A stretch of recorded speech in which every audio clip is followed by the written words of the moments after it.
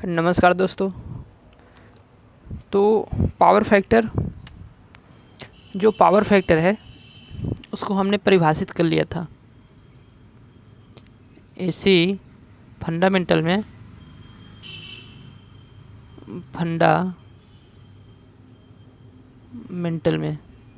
AC fundamental में हमने power factor को क्या परिभाषित कर लिया था और उसमें प्रतिघाती शक्ति, वास्तविक शक्ति और आभासी शक्ति के बारे में काफ़ी डिस्कशन भी किया था।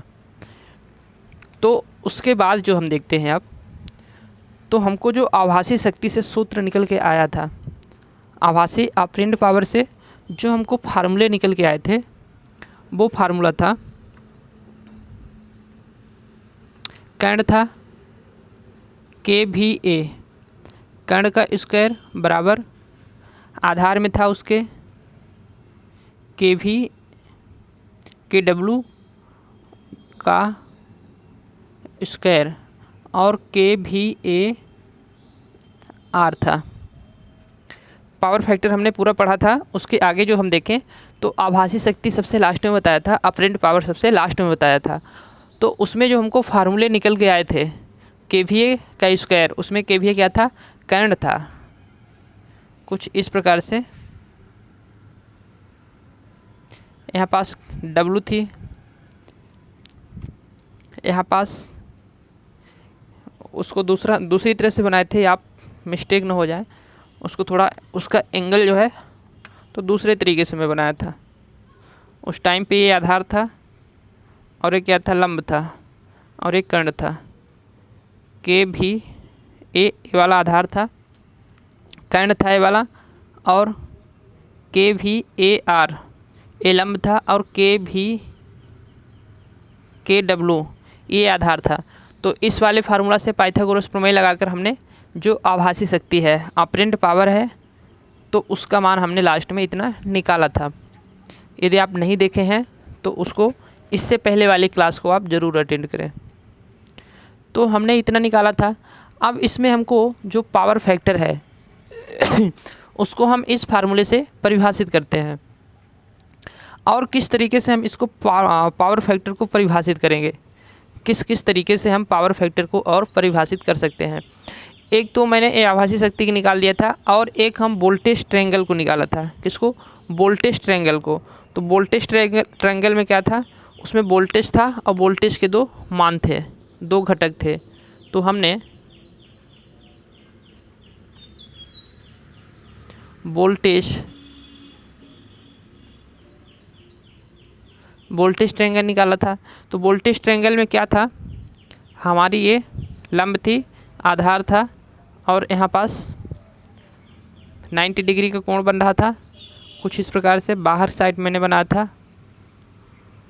ऐसे बनाया था, और यहाँ पास 5 डिग्री से क्या कर रहा था, एंगल उसका बढ़ा था। अब यहाँ पास जो हमने वोल्टेज निकाला था वो कर्ण में थी वोल्टेज, और यहाँ पास आधार में जो थी तो VR थी, वास्तविक वोल्टेज, रजिस्टिव। और यहाँ पास जो प्रतिघाती वोल्टेज थी वो थी आपका VL। इस मेन वोल्टेज के दो घटक हमको मिले थे। इस प्रकार से मैंने वोल्टेज ट्रायंगल निकाला था। तो इसमें V बराबर क्या होता है V बराबर IR होता है, V बराबर IR। और इसमें V बराबर V का मान क्या होगा, IXL होगा, और इसमें V बराबर क्या होगा, IZ होगा, IZ होगा। इतना मैं बताया था वोल्टेज ट्रायंगल में, ठीक है। तो हमको इसमें से वोल्टेज ट्रायंगल से पावर फैक्टर परिभाषित करने का कैसे हमको फार्मूला निकलता है। पावर फैक्टर क्या होता है, cos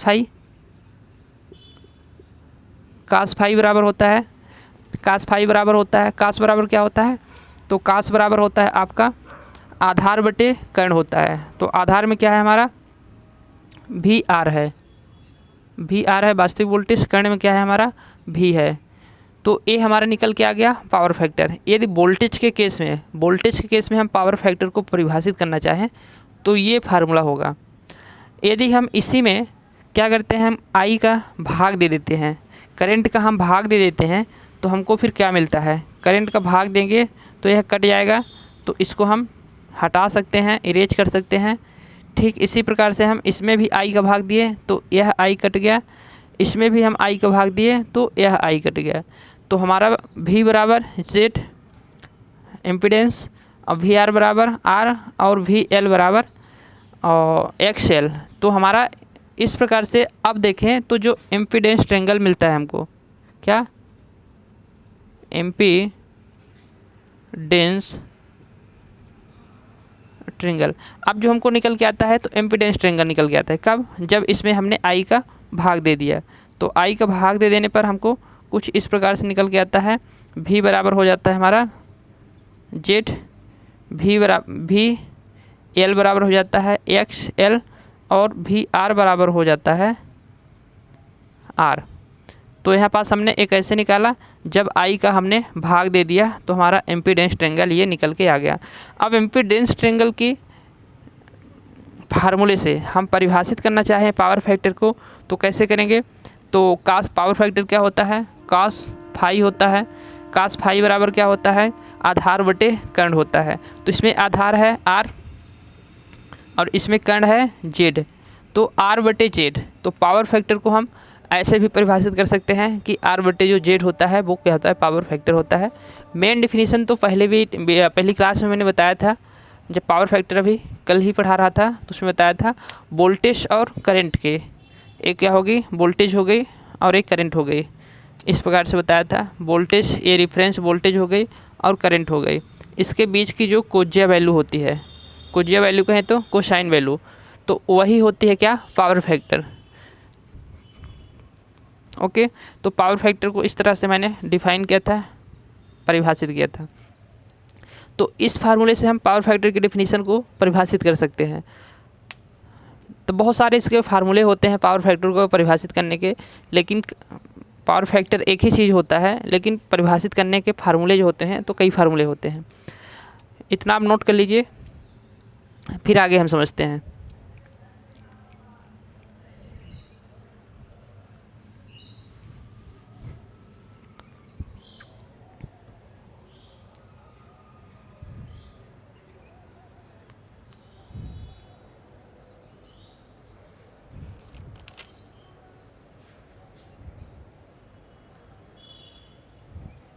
तो ठीक है, अब हम देखते हैं पावर फैक्टर का महत्व।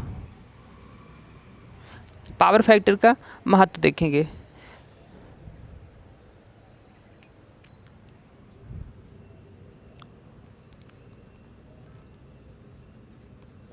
शक्ति गुणांक का महत्व।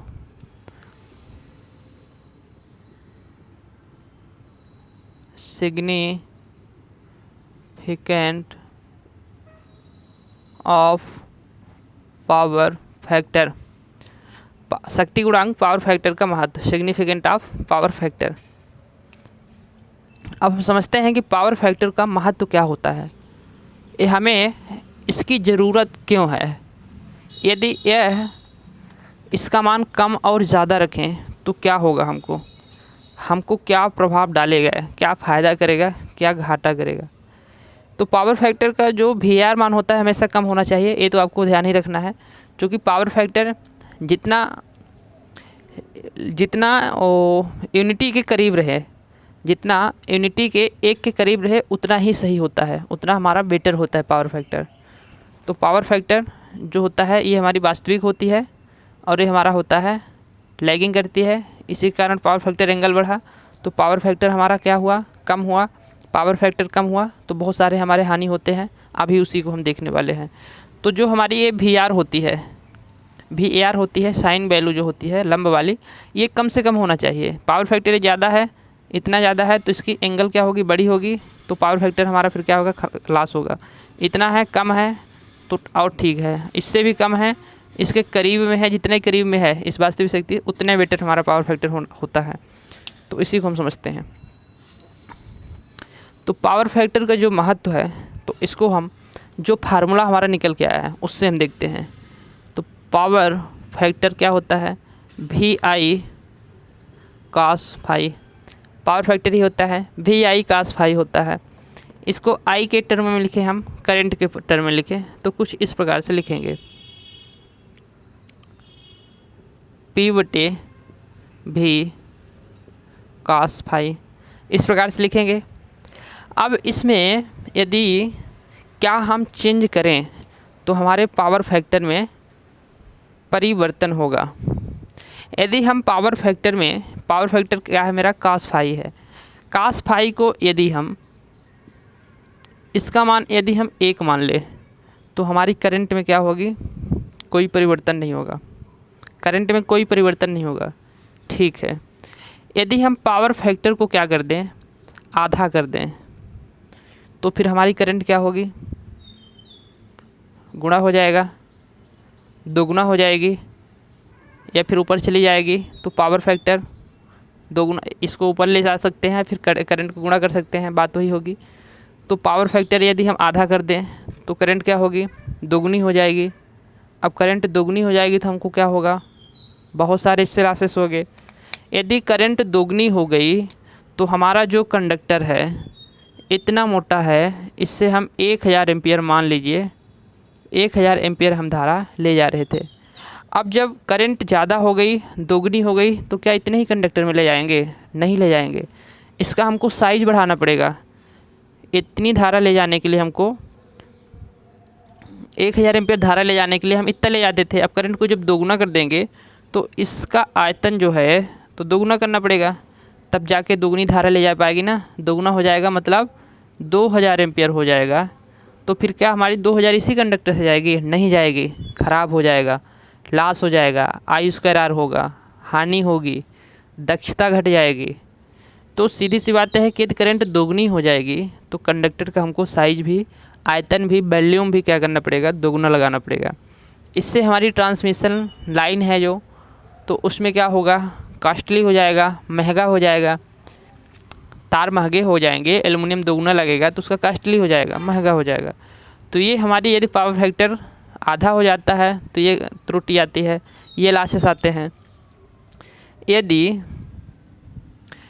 तो और फिर क्या होगा इसमें, तो ये जो हमारी पावर फैक्टर आधी हो गई तो इस कंडक्टर का जो यहाँ पास क्या होता है, एम्पीडेंस होता है, एम्पीडेंस होता है। तो एम्पीडेंस क्या करेगा, वोल्टेज का ड्रॉप करेगा। एम्पीडेंस क्या करेगा, वोल्टेज का ड्रॉप करेगा। जो जेड होता है एम्पीडेंस होता है। एम्पीडेंस क्या होता है, जिस परिपथ में क्या हो, प्रतिरोध हो, इंडक्टर हो, कैपेसिटर हो, वो एम्पीडेंस होता है। तो ट्रांसमिशन लाइन में कैपेसिटेंस भी पाया जाता है, इंडक्टर भी पाया जाता है, प्रतिरोध भी पाया जाता है, तीनों चीज़ें पाई जाती हैं। उसको आगे हम बताएंगे जब ट्रांसमिशन की पढ़ाएंगे। तो कंडक्टर में जब एम्पीडेंस होता है तो उसमें क्या होगा, वोल्टेज ड्रॉप होगा। वोल्टेज ड्रॉप होगा तो जो हमारा वोल्टेज रेगुलेशन है, वोल्टेज नियमन है, वो क्या होगा, ख़राब हो जाएगा। वोल्टेज नियमन, वोल्टेज रेगुलेशन समझते हैं आप। जैसे यहाँ पास से हमने भेजा 200 वोल्ट भेजा, तो यहाँ पास हमको यदि 200 वोल्ट मिल रही तो ठीक है हमारा। यदि 200 से कम मिल रही तो कहेंगे हमारी 180 मिल रही, तो वोल्टेज हमारा ख़राब हो गया। कभी कभी ऐसा भी होता है कि यदि 200 से ज़्यादा मिलने लगती है वोल्टेज, 220 भी मिलने लगती है। अब बोलेंगे ऐसा कैसे हो सकता है, 200 भेजेंगे तो हमको आउटपुट में 220 कैसे मिलेगी। हाँ बिल्कुल होता है। वो लॉन्ग ट्रांसमिशन लाइन में फेरेंटी इफेक्ट होता है, उसको भी बताएंगे। फेरेंटी इफेक्ट, उसके बीच में दोनों कंडक्टर के बीच में कैपेसिटेंस आ जाता है। तो कैपेसिटेंस क्या करता है, वोल्टेज को बढ़ा देता है, तो जिससे हमारी वोल्टेज बढ़ जाती है, उसको फेरेंटी इफेक्ट कहते हैं।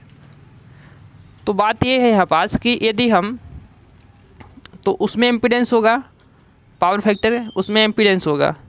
एम्पीडेंस होगा तो फिर उसमें क्या होगी, वोल्टेज ड्रॉप होगी, वोल्टेज रेगुलेशन ख़राब हो जाएगा। दूसरी चीज़ क्या होगी, तो इस वायर में, इस वायर का जो प्रतिरोध है तो क्या है, पतला है तो कम ही रहेगा, ठीक है। तो इसमें जो I² लॉस होगा, धारा दुगनी जाएगी तो इसमें क्या होगी, I² लॉस होगा। हीट होगी, धारा दुगनी जाएगी तो क्या होगा, I² लॉस होगा। I² लॉस होगा तो उसमें से क्या होगी, उससे क्या होगी, I² लॉस होगा तो उसमें क्या होगी, उसमें हमारी वोल्टेज जो दक्षता है, एफिशिएंसी है, वो घट जाएगी। चूँकि इसको I² हीट उत्पन्न करने के लिए एनर्जी चाहिए। एनर्जी कहाँ से मिलेगी, हमारी ट्रांसमिशन लाइन से मिलेगी। तो उसमें क्या होगी, उसकी एनर्जी घट जाएगी, कहें तो दक्षता उसकी घट जाएगी, चूँकि एनर्जी उसी लाइन से ही लगी। तो ये हमारा होता है। यदि पावर फैक्टर को हम आधा करते हैं तो करंट दुगनी हो जाती है। करंट दुगनी होने से हमारे ये सारे प्रभाव होते हैं। एक तो उसका इम्पीडेंस ख़राब हो जाए, इम्पीडेंस बढ़ जाएगा, तो उसमें वोल्टेज रेगुलेशन ख़राब हो जाएगा, उसमें आई स्क्वायर हानि होगी, लॉस होगा, तो उसकी दक्षता ख़राब हो जाएगी। दूसरी चीज़, यदि इसकी करंट बढ़ जाती है तो हमको मोटा वायर लगाने की ज़रूरत पड़ती है, कॉस्टली हो जाएगा। तो ये चीज़ होता है। तो कहना चाहिए कि पावर फैक्टर हमको कम अधिक रखना चाहिए। आधा मतलब कम रख रहे हैं, तो कम रखने से लॉस होते हैं, तो हमको पावर फैक्टर अधिक रखना चाहिए। और देखते हैं इसमें एक जो हमने फार्मूला निकाला था, cos फाई बराबर के डब्लू बटे के भी ए आभासी शक्ति से, जो अभी इससे पहले भी लिखा था, तो आधार बटे कर्ण cos फाई से अभी निकाला भी था। तो इसमें यदि हम के भी ए को क्या करें, इधर लिख दें, के भी ए परिवर्तन कर दें, और यहाँ पास इससे गुणा कर दें, तो क्या होता है, के डब्लू गुणा नहीं है, वैसे ही लिख देते हैं सीधे ट्रांसफ़र करके, cos फाई। अब देखिए, यदि इसका हम जो पावर फैक्टर है तो क्या करते हैं, अस्थाई रखते हैं, तो के भी क्या अस्थाई है, एक मान लेते हैं, तो के भी क्या है, अस्थाई है। यदि इसको हम पावर फैक्टर को क्या कर देते हैं, आधा कर देते हैं, तो के भी क्या हो जाएगी, दोगुना हो जाएगी। तो पावर फैक्टर यदि हम आधा कर देते हैं तो के भी दोगुना हो जाएगी। तो जो के भी की रेटिंग में बनाए जाते हैं इक्विपमेंट, तो उसकी क्या होगी, के भी उसकी हमको दोगुना करने के लिए उसके आयतन में वृद्धि करनी पड़ेगी। उसमें जो कोर है, जैसे ट्रांसफार्मर है, ट्रांसफार्मर की रेटिंग के भी हम लेते हैं। अल्टरनेटर है, अल्टरनेटर कहे तो एसी कन्वर्टर, एसी, तो अल्टरनेटर जो होता है प्रत्यावर्तक होता है, तो वह उसकी रेटिंग भी के भी हम लेते हैं, उसकी भी साइज़ बढ़ जाएगी, कॉस्टली हो जाएगा, महंगा हो जाएगा। दूसरी चीज़ जो के भी रेटिंग लेते हैं आपकी सर्किट ब्रेकर होगी, सर्किट ब्रेकर सीवी, उसकी भी रेटिंग के भी हम लेते हैं, तो वो भी हमारी कॉस्टली हो जाएगी, बढ़ जाएगी। यदि हम इसको पावर फैक्टर को दुगना आधा करते हैं, तो हमारी ये चीज़ें होती हैं। तो उसमें जो अल्टरनेटर होता है, प्रत्यावर्तक होता है, ट्रांसफार्मर होता है, परिणामित्र होता है, सर्किट ब्रेकर होता है, सर्किट ब्रेकर को बोले तो लघु परिपथ विच्छेदक, तो जो सर्किट ब्रेकर होता है वो भी हमारा क्या कर देता है, सर्किट ब्रेकर, उसकी भी रेटिंग हमारी क्या हो जाएगी, दोगुनी हो जाएगी। तो दोगुनी हो जाएगी तो हमारा कॉस्टली हो जाएगा। तो यदि पावर फैक्टर हम आधा करते हैं तो ये भी हमारे लॉसेस होते हैं, तो उसी लॉसेस में इसको भी हम काउंट कर लेंगे। तो पावर फैक्टर का फिर हमको बहुत ही महत्व है। कहना चाहिए कि पावर फैक्टर जितना हम अधिक रखें उतना ही हमारा बेटर रहेगा। तो पावर फैक्टर की ये महत्व होते हैं। यदि पावर फैक्टर आधा होता है, कम होता है, तो पावर फैक्टर हमको कितना रखना चाहिए, उच्चतम जो मान होता है, इकोनॉमिकल मान होता है, सस्ता मान जो होता है, मतलब जो बेस्ट मान माना जाता है, वो माना जाता है आपका 0.95। 0.95 जो आपका पावर फैक्टर का मान है, जो यूनिटी होता है वो तो यूनिटी होता है। पावर फैक्टर बताया था 0 से अधिक और 1 से कम होता है। तो कितना है, 0 से अधिक है, 1 से कम है, 0.95। तो ये जो मान होता है तो पावर फैक्टर का इकोनॉमिकल होता है, सस्ता मान होता है, सबसे बेस्ट माना जाता है। मतलब ट्रांसमिशन लाइन में इतना ही रखा जाता है। तो ये मान होता है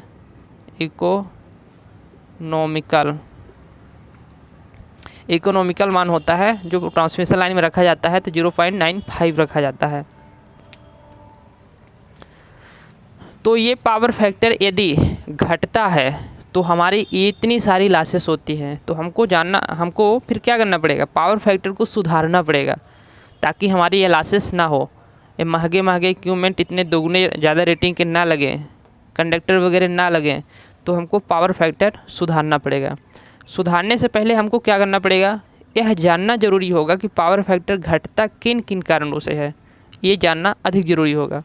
तो अब हम समझेंगे कि पावर फैक्टर किन कारणों से घटता है। इसको आप नोट कर लीजिए। जो पावर फैक्टर का सर्वश्रेष्ठ मान होता है ट्रांसमिशन लाइन में ज़्यादा जो रखा जाता है, सस्ता जो एक इकोनॉमिकल मान होता है वो 0.95 होता है। अब हमको यह जानना जरूरी होगा कि पावर फैक्टर किन कारणों से घटता है।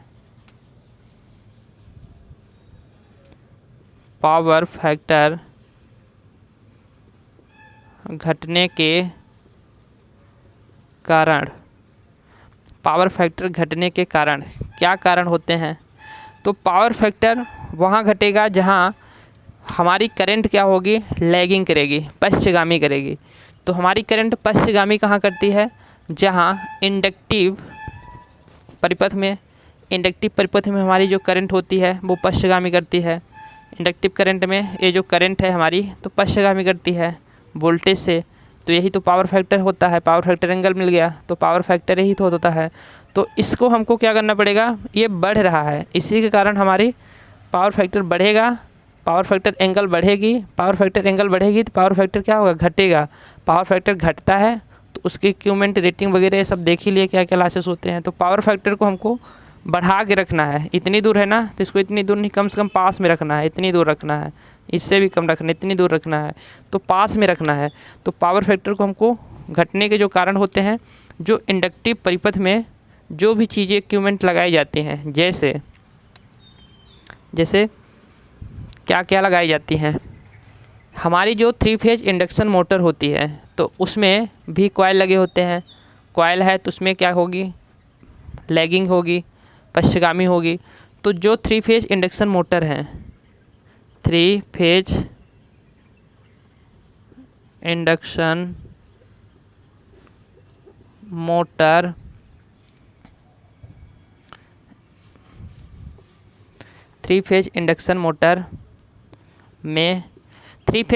मोटर में यदि नो लोड पर उसको चलाया जाए तो उसकी जो पावर फैक्टर होती है वो कितना होता है, 0.2 होता है। तो 0.2 मतलब बहुत ही कम, 9 तो 0.95 बहुत ऊपर है और 0.2 मतलब बहुत नीचे है। तो उसको चलाने से हमारा क्या होता है, पावर फैक्टर घटता है। पावर फैक्टर घटेगा तो हमारे जो परिपथ हैं, जो हमारे पूरे परिपथ हैं, इक्विपमेंट लगे हैं तो उसको ख़राब कर देगा। तो जो 3 फेज इंडक्शन मोटर होता है उसमें जो पावर फैक्टर होती है 3 फेज इंडक्शन मोटर में नो लोड पर जो पावर फैक्टर होती है 0.2 होती है। कितना होता है, 0.2 होती है नो लोड पर, शून्य भार पर। तो इसके कारण भी पावर फैक्टर क्या होता है, घटता है। और किसके कारण घटता है, जो हमारा LPSV लैंप होते हैं, क्या LPSV sodium vapour low pressure sodium vapour lamp, low pressure sodium vapour lamp, निम्न दाब, लो प्रेशर मतलब निम्न दाब, सोडियम वेपर, सोडियम मतलब सोडियम की वेपर यानी बाष्प भरी जाती है जो लैंप होते हैं। तो उसमें जो हम यूज करते हैं तो वो क्या करते हैं, ऑटो ट्रांसफार्मर, क्या ऑटो ट्रांसफार्मर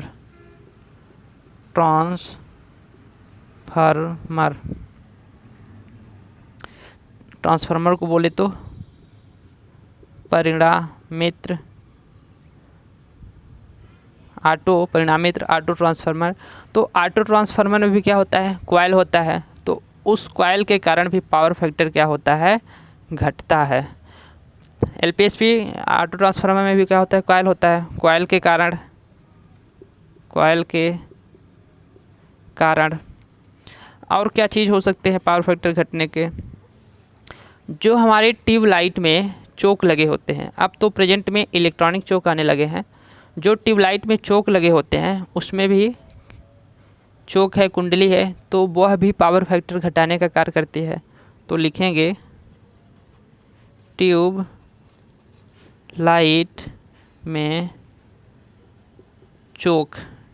में चोक के कारण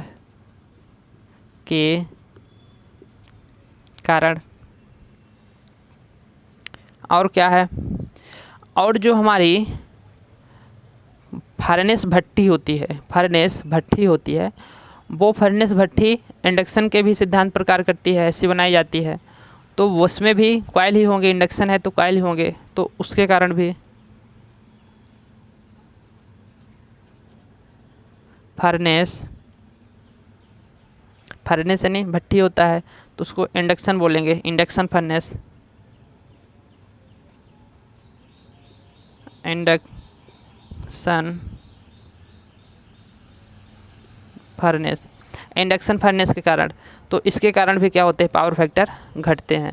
तो जहाँ कॉइल होगा, इंडक्टिव लोड होगा, वहाँ उसके कारण पावर फैक्टर घटेगा। तो फिर घटेगा, वो तो हमको ज़रूरी है कि इंडक्टिव लोड हमको लगाना ज़रूरी है, तो पावर फैक्टर ऑलरेडी घटेगा। लेकिन उसका तो कुछ कहते हैं ना कि जिसकी समस्या है उसका समाधान भी है। तो इसको हम क्या करेंगे, पावर फैक्टर को सुधारने का काम करेंगे। ये तो हमारी समस्या हो गई कि पावर फैक्टर घट रहा, तो ये चीज़ें हो रही। अब इसको हम सुधारने का भी काम करेंगे। तो सुधारने के लिए हमको 3 विधि अपनाते हैं हम सुधारने के लिए। तो उनको अब देखेंगे कि कैसे हम पावर फैक्टर को सुधारते हैं। इसको हम मिटाएं, इसको आप लिख लीजिए।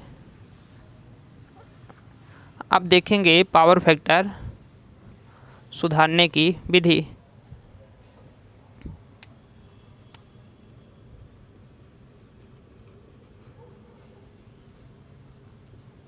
पावर फैक्टर सुधारने की विधि, पावर फैक्टर सुधारने की विधि अब देखेंगे।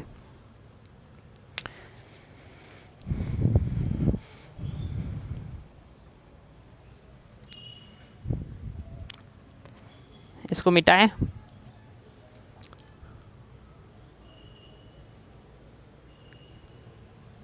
ठीक है, इसको मिटाते हैं अब।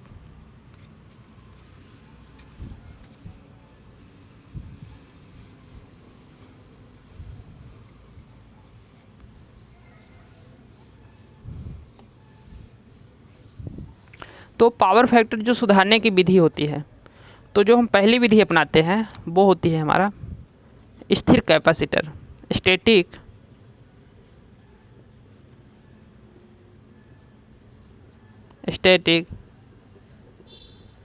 कैपेसिटर मेथड, कहें तो स्थिर संधारित्र विधि। स्थिर संधारित्र विधि में कैसे होता है, तो पहली जो विधि है तो स्टैटिक कैपेसिटर मेथड है, स्थिर संधारित्र विधि है। तो इसमें क्या करते हैं, कोई हमारा क्या हो गया, लोड हो गया। लोड में क्या है, हमारा कॉइल है, और कॉइल का क्या है, कॉइल का रेजिस्टेंस है, कॉइल है, कॉइल का रेजिस्टेंस है। ये हमारा कोई परिपथ हो गया, ठीक है। कॉइल में क्या है, कॉइल में उसका इंडक्टेंस है और उसका क्या है, रेजिस्टेंस है। ये हमारा क्या हो गया, लोड हो गया। क्या हो गया, लोड हो गया, लोड कहें तो भार हो गया। तो इसमें क्या किया मैंने, सप्लाई दिया तो इसमें धारा प्रवाहित हुई, वोल्टेज दिया तो इसमें धारा प्रवाहित हुई। अब धारा प्रवाहित हुई तो इसमें क्या हुआ, वोल्टेज से करंट जो है तो लैग करेगी, मतलब पावर फैक्टर घट गया। तो पावर फैक्टर हमारा घट गया, मतलब इस प्रकार से ये हमारी हो गई वोल्टेज हो गई जिसको मैंने रिफरेंस माना, और यहाँ पास क्या हो गई, करंट हो गई। तो इंडक्टिव परिपथ है तो करंट क्या करेगी, पश्चगामी करेगी, मतलब फाई एंगल से पीछे रहेगी।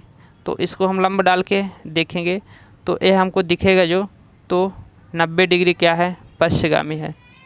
कितने डिग्री, 90 डिग्री पश्चगामी है। पश्चगामी मतलब लैग कर रही, कौन कर रही, यह करंट कर रही, किससे, वोल्टेज से, ठीक है। तो यह जो है, तो इसका मान क्या होता है, आई साइन फाई, इसका मान आई साइन फाई होता है।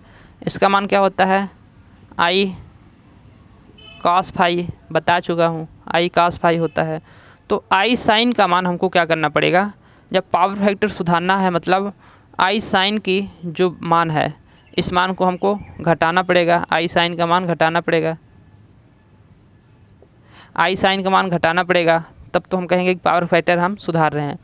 तो इसको सुधारने के लिए हमारा ये जो एक हम इसके समांतर क्रम में और इसके परिपथ के समीप में एक हम क्या करते हैं, कैपेसिटर लगाते हैं। एक क्या करते हैं हम, कैपेसिटर लगाते हैं। कहाँ लगाते हैं, इस लोड के समांतर में और इसके समीप में। तो इससे क्या होगा, पावर फैक्टर हमारा सुधरेगा। कैसे सुधरेगा, तो जो हमारा यह क्या है, प्रतिघाती, यह संधारित्र प्रतिघात है। कैसा है, संधारित्र प्रतिघात है, कैपेसिटिव रिएक्टेंस है। पढ़े थे ना XC कैपेसिटिव रिएक्टेंस, तो संधारित्र प्रतिघात है। इसको हम लिखेंगे संधारित्र प्रतिघात, इसको हम संधारित्र प्रतिघात बोलेंगे। तो इसमें जो संधारित्र प्रतिघात होता है तो वो क्या करता है, वोल्टेज से करंट को 90 डिग्री लीड करता है, अग्रगामी करता है। तो हमारा यह 90 डिग्री क्या कर रहा, संधारित्र प्रतिघात वोल्टेज से करंट को क्या कर रहा, लीड करा रहा। लीड मतलब आगे ले जा रहा। संधारित्र का ही काम ही होता है, वो परिपथ में लीड करता है। तो इसमें क्या होगी, जितनी हमको यहाँ पास मिली, जितनी हमको यहाँ पास मिली उतनी ही हम इसमें I साइन में क्या कर देंगे, घटा देंगे। चूँकि एक दूसरे के क्या है, विपरीत है। ये धन अक्ष में है, यह ऋण अक्ष में है। इसको यदि हम देखें अक्ष बनाकर, तो यह क्या करेगी, एक दूसरे को घटा देगी, माइनस कर देगी, अंतर हो जाएगा। तो मान लीजिए इतना हमको मिला तो इतना घटा दी, तो ये वाला जो हमारा है नया जो हमको मिलता है, यहाँ पास नया जो मिलता है तो इतना घटा देने पर इतना हो जाएगी। तो ये हमको जो नई करंट है तो यहाँ पास मिलेगी। तो करंट जब नहीं मिलेगी तो इसका जो एंगल हो जाएगा तो फाई डैश हो जाएगा, और जो इसका लंब हो जाएगा तो I साइन डैश हो जाएगा, I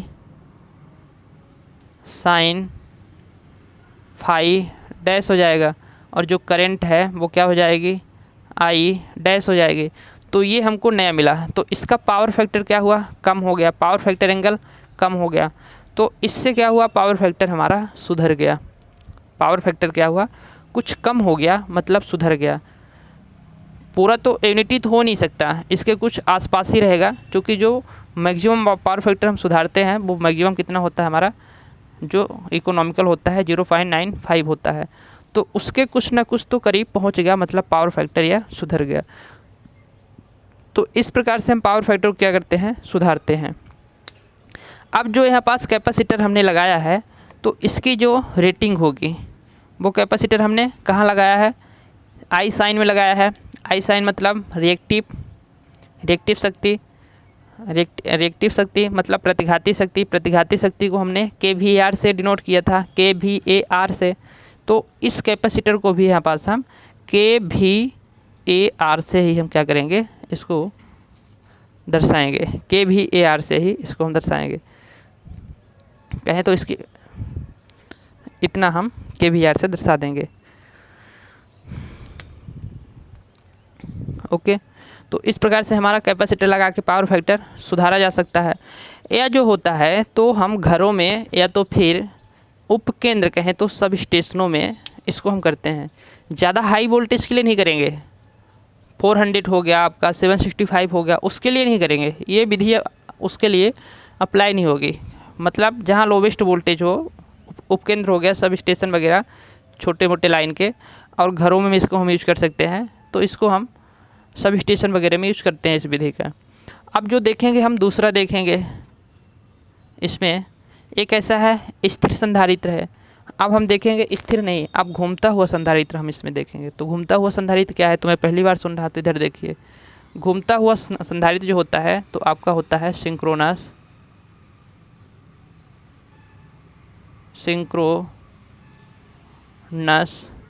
कंडेंसर। कंडेंसर। तो जो सिंक्रोनस कंडेंसर द्वारा है, तुल्यकालिक कंडेंसर, तुल्यकालिक कंडेंसर, तुल्यकालिक कंडेंसर। तो तुल्यकालिक कंडेंसर क्या होता है?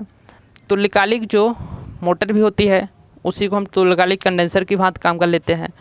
उसमें जो एक्साइटेशन होता है, उत्तेजक होता है, वो क्या करते हैं, शून्य भार पर उसको हम अति उत्तेजित कर देते हैं। शून्य भार पर अति उत्तेजित करके उसको हम कैपेसिटेंस की भांति हम कार्य उससे लेते हैं। जो सिंक्रोनस मोटर होती है तो उसको लीडिंग और लैगिंग दोनों पावर फैक्टर पे हम उसको चला सकते हैं।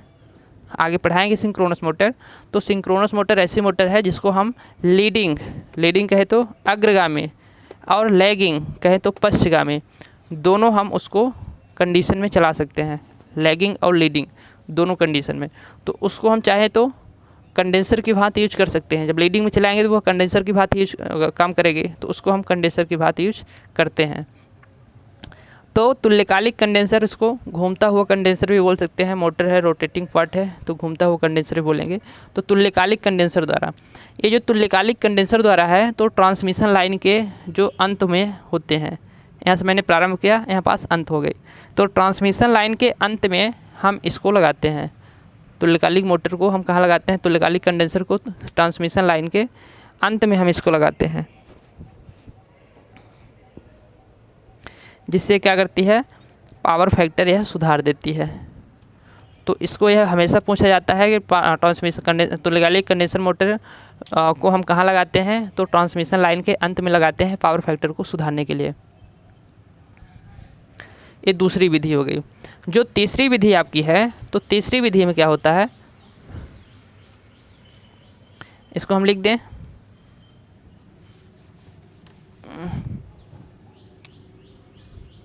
तुल्यकालिक मोटर को लिखते हैं शून्य भार की स्थिति में अति उत्तेजित करके इसे कंडेंसर की भांति उपयोग किया जाता है, उपयोग किया जाता है। तो यह क्या करती है, तुल्यकालिक कंडेंसर की भांति कार्य करती है, वही चीज़ है। तो इसको इंग्लिश मीडियम वाले को लिख दें, तो synchronous motor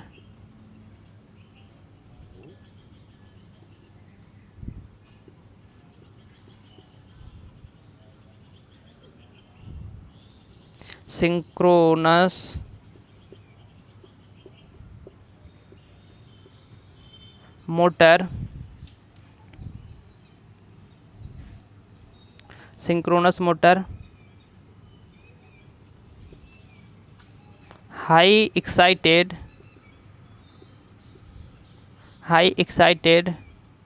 eight no load is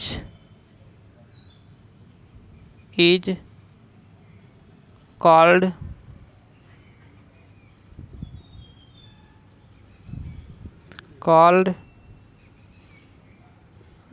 synchronous condenser. तो ये जो मोटर होती है तो शून्य भार की स्थिति में क्या करते हैं, इसको हाई उत्तेजित करके इसको सिंक्रोनस कंडेंसर की बात क्या करते हैं, यूज करते हैं। तो इस प्रकार से हमारी तीन मेथड हो गई, दो मेथड हो गई। अब जो तीसरी मेथड है, तो तीसरी मेथड उसमें क्या करते हैं, तीसरी मेथड में 150 केवी से यदि हमको 150 केवी के ऊपर हम यदि उसमें वोल्टेज है तब के लिए वह क्या है, उपयोगी है। तो जो सिंक्रोनस मोटर की जो तीसरी विधि होती है तो उसको हम लोग क्या कहते हैं, उसको फेज एडवांसर कहते हैं। क्या? फेज एडवांसर कहते हैं। फेज एडवांसर जो विधि होती है, यहाँ पास हम लिखते हैं तीसरी विधि, phase advancer method. Phase advancer method, तो फेज एडवांसर मेथड में क्या करते हैं, फेज एडवांसर मेथड में जो है तो 150 केवी, कितना, 150 केवी, 150 केवी की ऊपर जहां हमको वोल्टेज है या तो कहें सिंक्रोन 3 फेज इंडक्शन मोटर है, तो 3 फेज इंडक्शन मोटर में हम इसका यूज करते हैं। जहां 150 केवी की सप्लाई होती है, वोल्टेज होती है, वहाँ यूज करते हैं। और जहाँ 3 फेज सिंक्रोनस मोटर पर हमको कार्य कराना हो, वहाँ के लिए यह फेज एडवांसर मेथड यूज करते हैं। इसको नॉर्मली छोटे मोटे वोल्टेज में यूज नहीं करते हैं। तो इसमें इतना ही आपसे पूछता है कि फेज एडवांसर जो होती है, तो फेज एडवांसर में हम कहाँ यूज करते हैं, हाई रेटिंग की कम रेटिंग। यदि ऑप्शन में दे दिया 150 तो 150 से ऊपर, इसके नीचे केवी रेटिंग में यूज नहीं करते हैं फेज एडवांसर मेथड में। तो फेज एडवांसर मेथड ये 3 मेथड हो गई। सिंक्रोनस मोटर की सिंक्रोनस पावर फैक्टर जो सुधारने की विधि है, तो 3 विधि हो गई। इन 3 विधि के द्वारा हम क्या करते हैं, पावर फैक्टर को सुधारते हैं। तो इसको आप नोट कर लीजिए या तो फिर स्क्रीनशॉट ले लीजिए, इसको जैसे भी आप करना चाहें। इसके बाद फिर हम थोड़ा क्वेश्चन तो करा दिए हैं आरएलसी सर्किट का, आरएल सर्किट का इससे पहले जो पढ़ाया था बीच में, तो पावर फैक्टर वगैरह आ गए, उसको देखने लगे। और इससे पहले क्या चल रहा था, आरएल सर्किट चल रहा था, तो आरएल सर्किट कंप्लीट हो गया था। आरएल सर्किट के आगे अब हम आरसी सर्किट पढ़ेंगे और फिर इसके आगे बढ़ते जाएंगे। तो आज इतना ही रखते हैं, बाकी नेक्स्ट क्लास में देखते हैं। नेक्स्ट क्लास उसको आप मिस मत कीजिएगा, क्योंकि वो भी बहुत इम्पोर्टेंट है। ओके, तो आप इसको फिर नोट कर लीजिए। मिलते हैं अगली क्लास में।